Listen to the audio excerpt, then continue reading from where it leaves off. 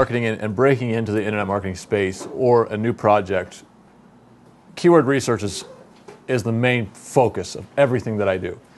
And it's even becoming more of a priority post-Penguin and post-Panda. Those of you that don't fully understand what Penguin was, Google basically just redid its algorithm. And something at the core of it was some of the AdWords types of roles and playground that they were playing with in the AdWords campaign. They kind of pushed it over in the organic. So at the foundation of this is going to be the keyword research. Not all of them are based on pay-per-click, and we're doing organic.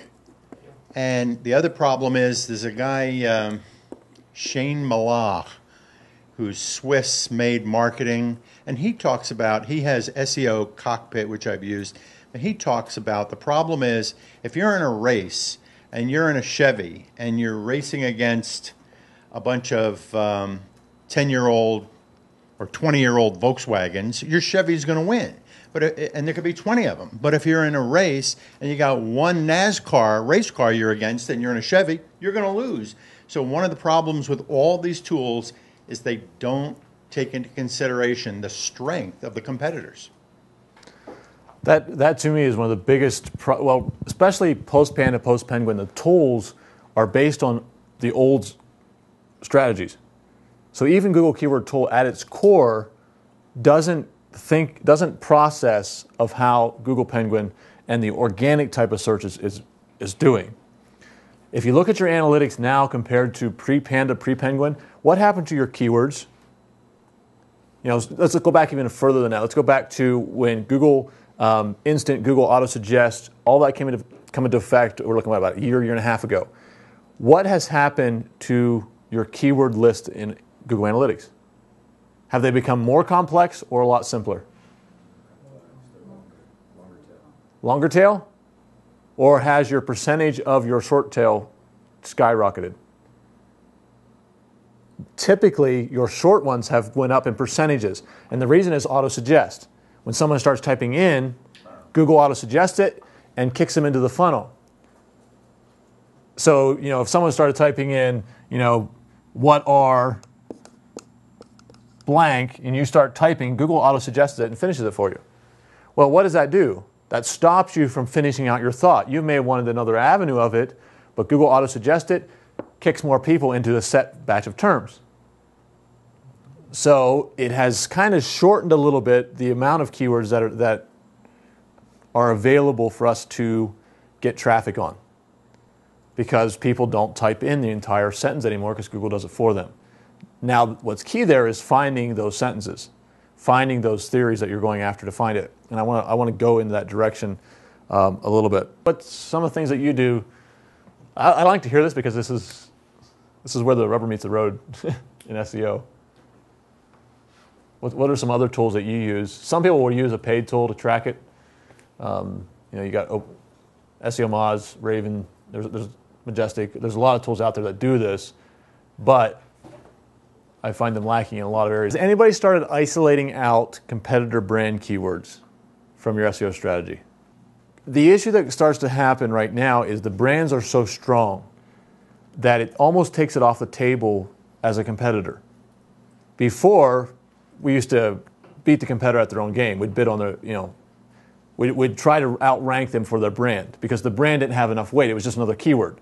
It was not weighted at all for it. And right now you will see it where the company brand may have 7, 8, 9, 10 listings in Google. And there's no way that you're going to take them out. There is no way. So in this process, I'm starting to isolate out the brands a little bit to say, okay, that keyword, it may be a general keyword, but the brand has it locked down. Let's isolate it out and say, okay, maybe a long-term strategy. Let's look at it, but not focused in on it right away. The problem with that is it's typically some of the highest traffic keywords. But I don't want to worry about something that I can't get right now. Penguin will change. The brand concept, I fully expect the brand concept to change a little bit more, just for competition-wise. Because right now, once a brand locks it down, it's very hard to break into it. But will there ever be another Amazon? Absolutely. Right now, Google has it set up so Amazon rolls most things. So it's going to change as it's going forward. I want to expand on what David just said here because I think it's real important. Was a few weeks ago I wrote a post about the Google Knowledge Graph. Yeah. And really, I'm just amazed that there really isn't that much discussion on the Google Knowledge Graph. If you'd like to read the post, just go to SEOtrainingsW.com. Google Knowledge Graph, it's about 2 or 3 weeks ago. But basically, Google will not use this term because of the past implications of the term, but it's the semantic web. All right? And basically what the Google Knowledge Graph is the new search that's coming in. It's the semantic web that Google's implementing. And you'll see how this, as we go on through our training in the next few days, you're going to see some of the tools and tips and strategies we use to even expand on this. But Google is becoming more, what would be the word? It's contextual. Yeah, more contextual. Concept. And it's looking for words, phrases, thoughts that are using these type of words in the content. More natural language. More natural language, exactly. So we're going to really expand on this during the next few days. And I know this, some of you that have been inside of a box, so just doing keyword research with, the traditional SEO tools. That's why they're not going to work any longer, or they're not going to work as well, because all you're going to be getting is that root. And all you're going to be finding are the people that search like us, SEO professionals. You're not going to get that wider audience. And also, Google wants to attract that wider audience, so you're going to see the traditional keyword research being less effective in a very short amount of time. So we're starting to get the context of what we're targeting.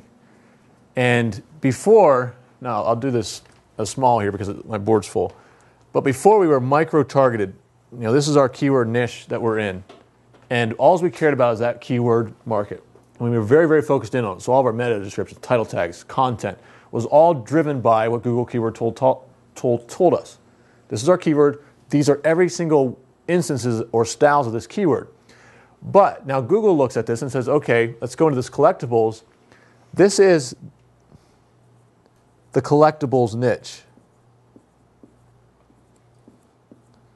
There is just this massive, I would draw a spider web, but I think this concept works better, context of this that's out here. I mean, you have people that are figurines, toys, estates, that other word. They're in here. They're all in here. But what happens is, this is us. And what was Penguin's main focus? What was Panda's main focus? Over-optimization. Well, how did they know it was over-optimized? Because you're using that keyword over and over again. Was there anything wrong? Did you see pages with the exact same keyword saturation, exact same title tags, exact same content not get smacked? Yeah. Why? Because they weren't like that, they were like that. It's just they happened to have this included in there. They were broad. So what happens is we have no legs to stand on. It was over-optimized.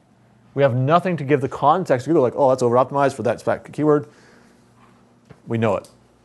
So now we have to get bigger. We have to think broader in this. And it's the way it should be done. And I used the example in the private class, or the essentials class. When I'm talking, I'll talk to Margaret. So I know he was a dentist. So let's see if I can do this.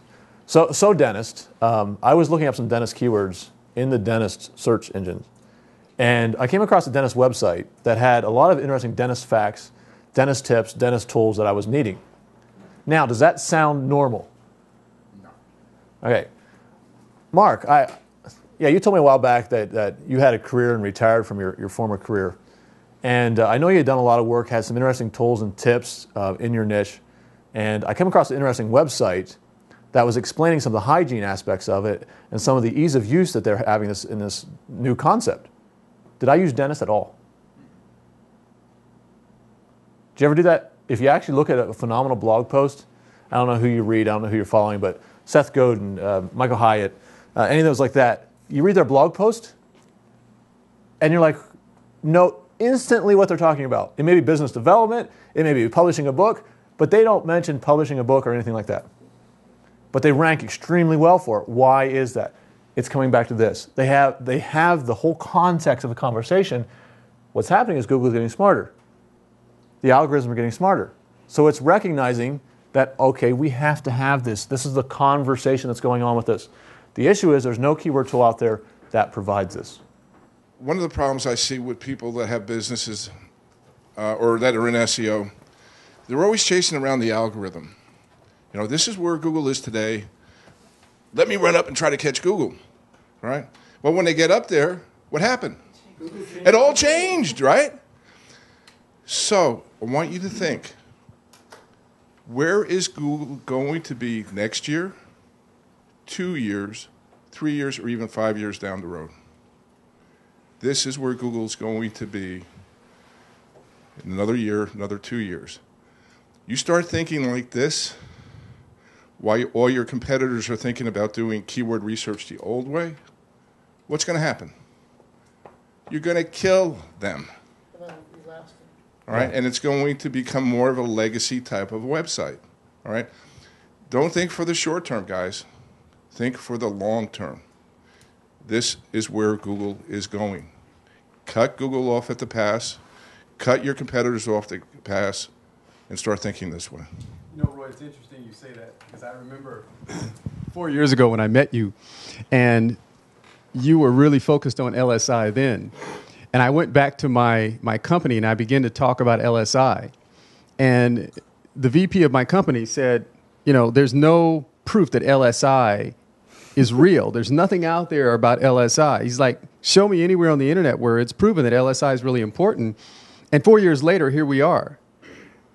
I wish I would have listened to Roy 4 years ago because honestly, that's exactly where the internet has gone. It's exactly where Google has gone.